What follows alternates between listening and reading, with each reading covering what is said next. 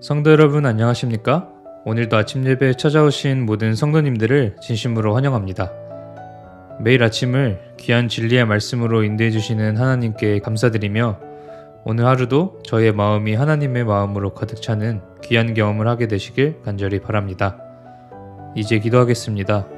하늘에 계신 하나님 아버지, 날마다 저희에게 생명의 호흡을 불어넣어 주셔서 주님의 영광을 위해 살아갈 수 있도록 기회를 허락해 주셔서 감사합니다. 우리를 위해 십자가에 달려 돌아가신 주님의 희생이 헛되이 되지 않도록 붙잡아 주시고 이끌어 주시옵소서. 그 과정 속에서 저의 연약함 때문에 넘어지고 실수를 범할지라도 포기하지 않고 다시 일어나 주님께 나아가고 굴복하는 삶 살도록 함께하여 주시옵소서. 오늘도 목사님께서 귀한 말씀을 전해 주시겠습니다. 저희의 마음을 열어주시고 준비시켜 주셔서 말씀이 온전히 저희 마음 가운데 새겨지도록 인도하여 주시옵소서. 사랑 많으신 예수님의 이름으로 간절히 기도드립니다. 아멘. 오늘 저희가 함께 묵상할 제목은 생각을 훈련시킴입니다. 이제 목사님께서 권면의 말씀을 전해 주시겠습니다.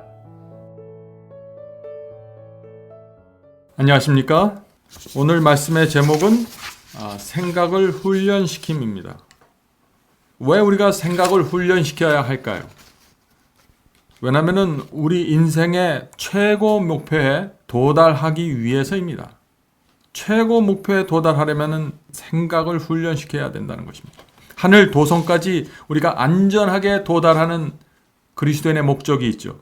그래서 우리의 생각과 계획이 통제되어야 하고 하나님께 맞추어져야 하는 것입니다. 오늘 많은 사람들이 생각과 계획을 진리 안에 붙잡아 놓고 살아가지 않습니다. 함부로 생각하고 아무 생각 없이 계획을 세고 살아가고 있습니다. 그러면서 성경을 읽고 기도하고 예배드리고 있는 것입니다. 그러면서 이렇게 질문하는 것입니다. 왜 나는 교회를 이렇게 오래 다녔는데 변화되지 않을까라고 고민하는 것입니다. 오늘 우리가 살펴볼 이 말씀 속에 답이 있습니다. 오늘 이 말씀은 우리에게 실제적인 변화를 가져다 줄 수 있는 그런 말씀이죠. 본문 성경절 읽겠습니다. 베드로전서 1장 13절입니다. 그러므로 너희의 마음의 허리를 동이고 근신하여. 자, 마음의 허리를 동인다는 것이 뭔가요? 우리의 마음을 다 잡고 우리의 마음의 중심을 잡고 그런 뜻입니다. 마음의 허리를 동이고 근신하여 예수 그리스도에 나타나실 때 너희에게 가져올 은혜를 온전히 바랄지어다. 성도 여러분, 여기 누가 예수께서 재림하실 때 은혜를 온전히 바라볼 수 있다고 했습니까? 마음의 허리를 동이고 근신한 성도들이 예수께서 재림하실 때 은혜를 바라볼 수 있다고 했습니다. 성도 여러분, 그래서 우리 오늘 배우는 이것이 중요한 것입니다. 자, 마음의 허리를 동이고 근신하는 성도들, 이들이 어떤 신앙을 가진 성도들입니까? 마음과 생각, 인생의 계획을 잘 통제하고 집중하는, 다잡는 사람들을 말하는 것입니다. 아무렇게나 생각하지 않고 아무런 계획을 따라서 살지 않는 사람들, 마음의 허리를 동이고 근신하는 성도들입니다. 자, 오늘 말씀을 읽으면서 좀 생각해 보죠. 예수님을 기쁘게 하려면 많은 사람들이 자신들의 생각과 행동의 방향에 결정적인 변화를 도모할 필요가 있다. 오늘날 많은 분들이 예수님을 내가 어떻게 기쁘게 할 수 있습니까? 라는 질문을 합니다. 어떻게 하면 내가 예수님을 잘 믿을 수 있습니까? 라는 질문을 하죠. 그 질문에 대한 대답이 여기 있습니다. 우리의 생각과 행동의 방향을 결정적으로 다잡아야 합니다. 하루 종일 우리가 무엇을 생각하고 있습니까? 하루 종일 우리가 어떤 행동을 하며 살아가고 있습니까? 바로 여기에 변화가 있어야 된다는 것이죠. 우리의 대화가, 우리의 행동이 예수님께 집중해야 되는 것입니다.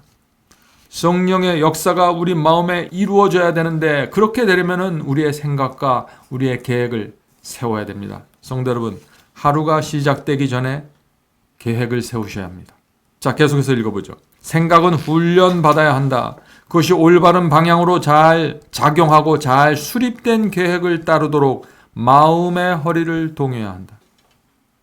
성도 여러분, 생각을 훈련하는 방법이 무엇입니까? 그것은 아침에 일어나서 하루 일과를 계획해야 합니다.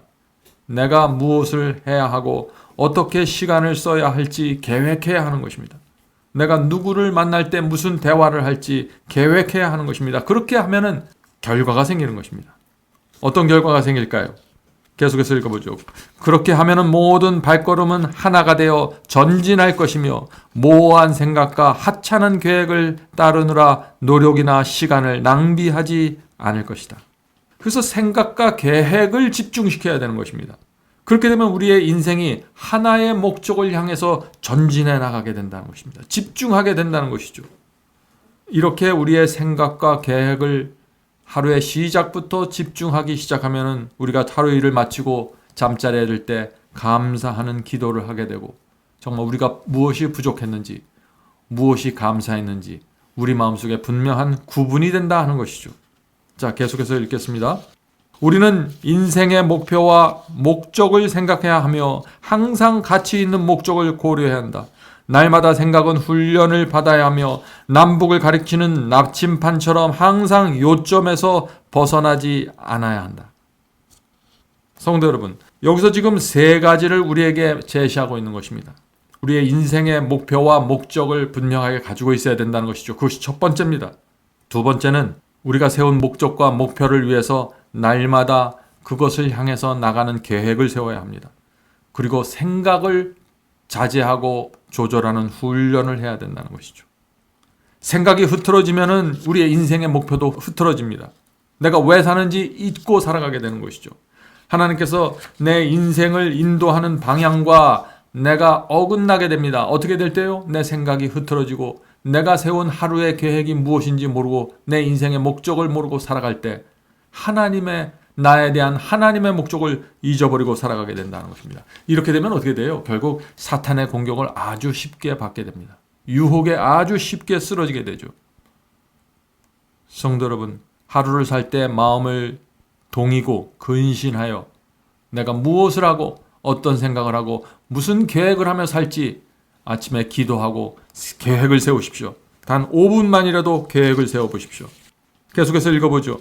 모든 사람은 나름대로 목표와 목적이 있어야 한다. 그리하여 자신이 목적하는 바를 성취하기 위하여 모든 생각과 행동이 그 같은 특징을 지니게 해야 한다. 생각을 통제해야 한다. 그대가 시작하고자 한 일을 실천하려면 확고한 목표가 있어야 한다. 성도 여러분, 우리는 그리스도인으로서 분명한 목표를 갖고 있는 사람들입니다. 그것은 하늘 본향을 향해 가는 나그네죠. 나그네라고 해서 아무 생각 없이 사는 것이 아닙니다. 하늘 본향을 향해서 나갈 수 있는 분명한 목표와 계획을 갖고 움직여야 된다는 것입니다. 성도 여러분, 오늘날 많은 그리스도인들이 분명한 인생관이 없습니다. 분명한 목표가 없습니다. 내가 왜 사는지, 내가 살아있는 동안 반드시 끝내야 될 일이 무엇인지, 내가 반드시 내 인생에 성취해야 될 목적이 무엇인지, 내가 열심히 벌고 있는 이 돈을 내가 무엇을 위해서 벌고 있는지, 어디에 사용할 것인지, 내가 왜 이렇게 열심히 돈을 모으고 있는지, 내가 왜 이렇게 많은 시간을 이 계획에 바치고 있는지, 그 분명한 이유와 목적이 없는 것입니다. 이렇게 되면 생각이 계속해서 흔들리게 되고 신앙의 초점을 잃어버리게 돼서 결국 하나님께서 우리를 위해 갖고 계신 계획을 이룰 수 없게 되는 것이죠. 자, 계속해서 읽겠습니다. 그대 자신 외에는 아무도 그대의 생각을 통제할 수 없다. 최고의 목표에 도달하기 위하여 투쟁할 때 성공이나 실패는 품성과 생각을 훈련시키는 방법에 크게 좌우될 것이다. 우리의 인생의 목표에 도달하는데 그 성공과 실패가 어디에 달려 있어요? 우리의 품성과 생각을 훈련시키는 방법에 크게 달려 있다. 성도 여러분, 올림픽에 나가는 선수들 여러분들 아시죠? 그들이 얼마나 집중합니까? 얼마나 절제하고 얼마나 시간을 잘 조절하나요? 우리도 마찬가지입니다. 우리도 하늘 도성을까지 달려가야 하는 마라톤 선수입니다. 우리의 인생 동안 우리는 끊임없이 그 목적을 향해서 달려가야 됩니다. 자, 그러면 그 목표를 어떻게 도달할 수 있을까요? 하늘 도성까지 우리가 어떻게 안전하게 뛰어서 도달할 수 있을까요? 히브리서 12장 1절에 이런 말씀이 있습니다. 히브리서 12장 1절입니다. 이러므로 우리에게 허다한 구름같이 둘러싼 증인들이 있으니, 성도 여러분, 우리를 내려다보는, 우리를 바라보는 허다한 증인들이 있습니다. 이 증인들이 누구인가요? 하늘의 천사들이 우리를 내려다보고 있습니다. 하늘의 천사들이 우리를 내려다보고 있습니다. 천사들이 우리가 그리스도의 피의 은혜를 받았는데, 죄 사함을 받았는데 우리가 무슨 결정하고 어떻게 살고 어떤 계획을 갖고 살아가는지 하늘의 천사들이 우리를 내려다보고 있는 것입니다. 또 우리의 가정 안에서 우리의 친구들이 우리를 지켜보고 있습니다. 하나님을 믿는 저 친구가, 하나님을 믿는 저 아버지와 어머니가 어떻게 살아가고 있는지 우리를 지켜보고 있는 것입니다. 허다한 구름같이 둘러싼 증인들이 있는 것이죠. 모든 무거운 것과 얽매이기 쉬운 죄를 벗어버리고 인내로서 우리 앞에 당한 경주를 하며, 자, 여기 바울은 우리가 지금 경기를 하고 있다고 말하고 있죠. 그래서 무거운 것들, 얽매이기 쉬운 것들 다 내려놓고 벗어버리고 뛰어가야 된다고 지금 말하고 있는 것입니다. 4절에 이런 말씀이 이어집니다. 너희가 죄와 싸우되 아직 피 흘리기까지 대항하지 아니하고. 성도 여러분, 이것이 우리가 싸워야 될 인생의 경주입니다. 여러분의 생에 얽매고 있는 것들, 또 무거운 것들 다 내려놓고 가볍게 뛰어야겠죠. 그래야 끝까지 완주할 수 있는 것입니다. 자, 성경절 하나만 더 읽어보겠죠. 고린도전서 9장 23절에서 27절을 읽으면서 생각해 보도록 하겠습니다. 고린도전서 9장 23절입니다. 내가 복음을 위하여 모든 것을 행함은 복음에 참여하게 하고자 함이라. 자, 복음에 참여하는 방법이 무엇인가? 24절입니다. 운동장에서 다름질하는 자들이 다 달릴지라도 오직 상을 받는 사람은 한 사람인 줄을 너희가 알지 못하느냐. 너희도 상을 받도록 이와 다름질하라. 성도 여러분, 지금 이 사도 바울 하늘까지 달리는 다름질 경기로 지금 우리의 복음을 받아들이고 그 복음대로 살아가는 모습을 지금 설명하고 있는 것입니다. 25절입니다. 이기기를 다투는 자마다 모든 일에 절제하나니. 자, 모든 일에 절제해야 됩니다. 생각을 절제하고 계획을 절제하라는 것입니다. 그들은 썩을 면류관을 얻고자 할 때 우리는 썩지 아니할 면류관을 얻고자 합니다. 그러므로 나는 다름질하기를 향방 없이 하는 것 같지 아니하고 싸우기를 허공치는 것 같지 아니하고. 네, 우리가 달리는데 정확한 목표를 갖고 달려가야 된다는 것이죠. 아무거나 치는 것이 아니죠. 방향 없이 뛰어다니는 것이 아닙니다. 27절입니다. 내가 내 몸을 쳐서 복종하게 함은 내가 남에게 전파한 후에 도리어 자신이 버림을 당할까 두려워함이로다. 성도 여러분, 이것이 하늘 도성을 향해 달려가는 이 그리스도인 마라톤 선수들의 태도입니다. 그래서 오늘 생각을 단속하고 마음을 동이고 근신하라고 지금 촉구하고 있는 것입니다. 자, 계속해서 읽어보죠.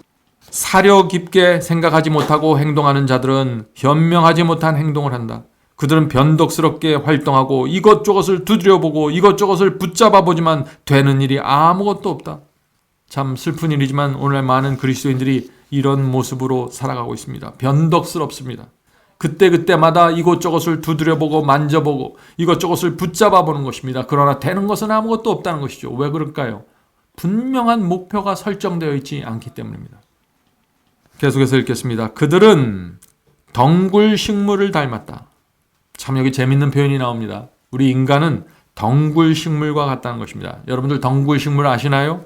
덩굴 식물은 손이 있습니다. 그래서 자랄 때 이 얇은 손이 나와서 어떤 물건이 닿으면은 그것을 이렇게 휘감아서 잡습니다.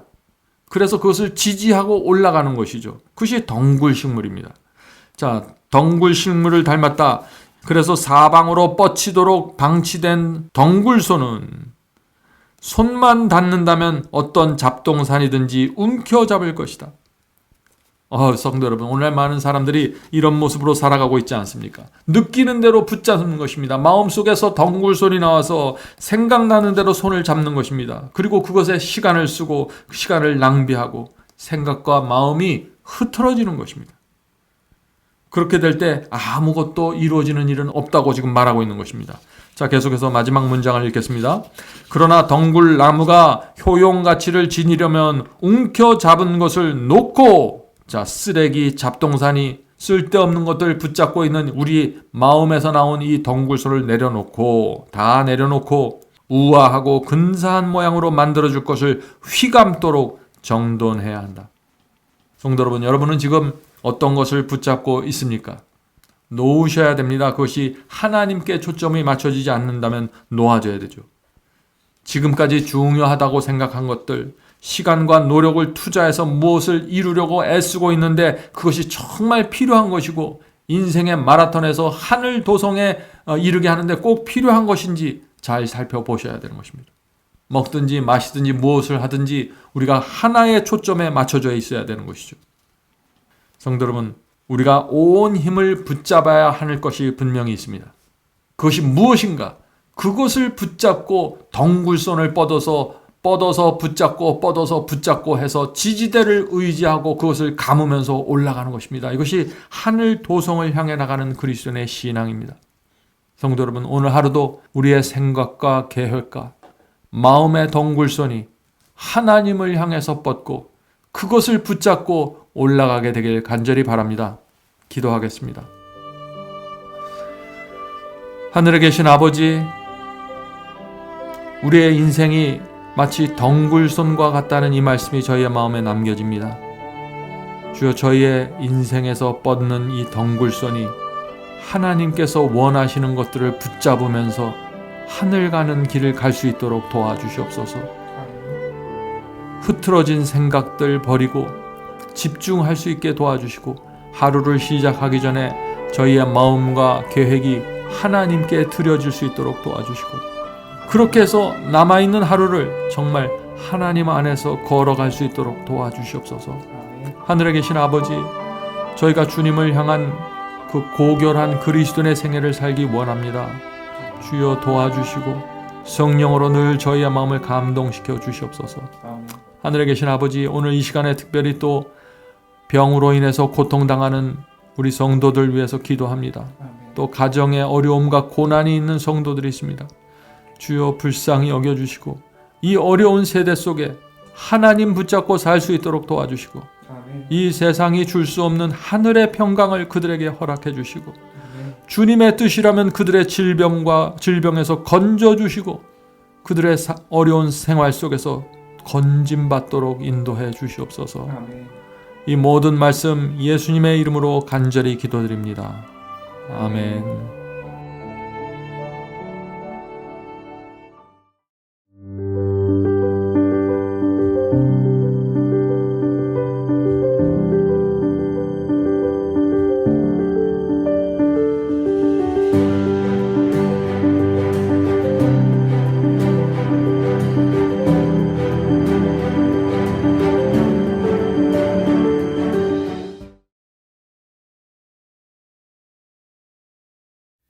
복의 근원 강림하사 찬송하게 합소서. 한량없이 자비하심 중량할 길 없도다. 찬사루의 기쁜 찬송 나도하게 합소서. 구속하신 이내 하무 항상 찬송하리다.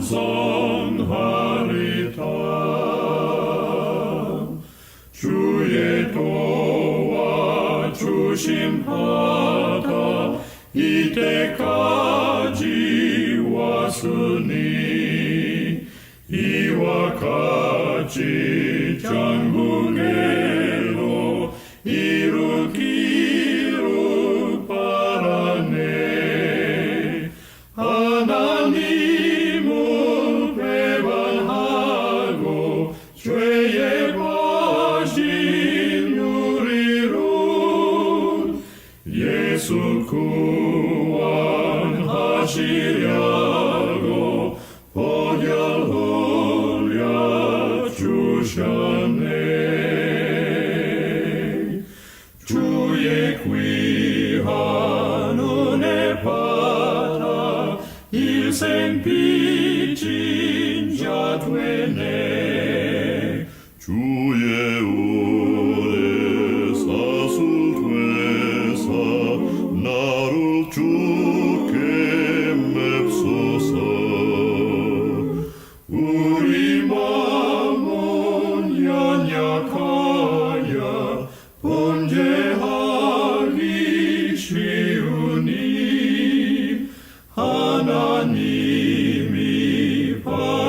하시